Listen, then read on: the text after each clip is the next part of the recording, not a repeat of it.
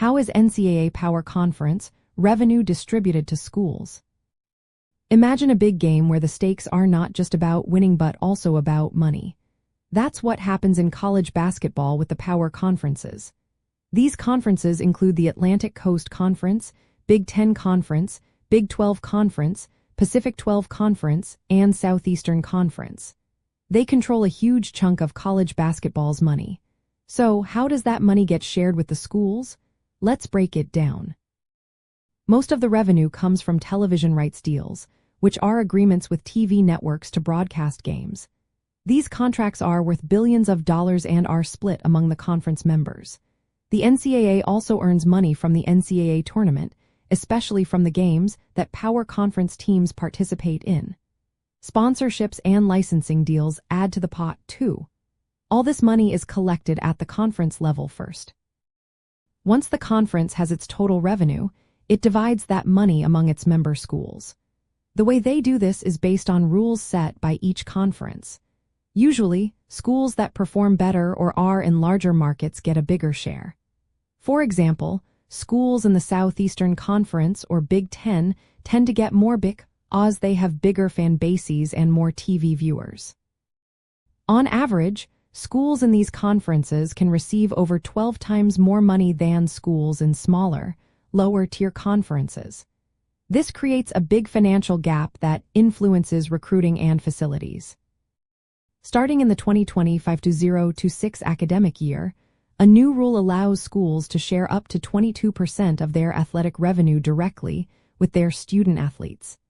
This cap is initially set at about $20,500,000 per school.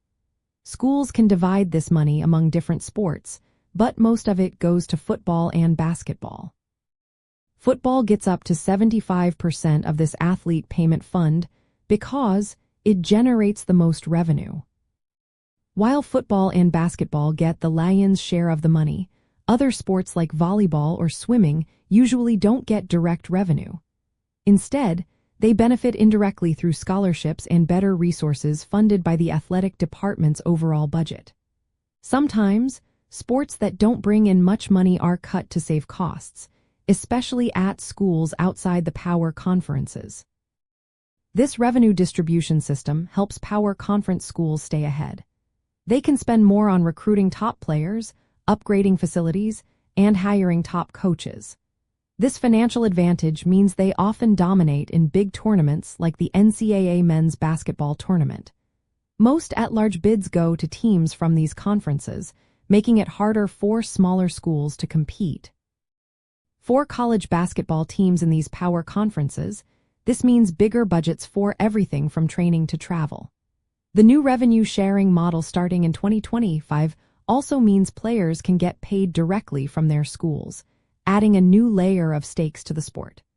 But it also means more competition among the big schools and raises questions about fairness with smaller programs. In short, NCAA Power Conference revenue mainly comes from TV deals and tournament earnings. It gets pooled and then shared with schools, with football and basketball getting the biggest slices. The new rules starting in 2025 will let schools pay players directly, mostly benefiting the big programs. This system keeps power conference schools financially dominant in college basketball and college sports overall.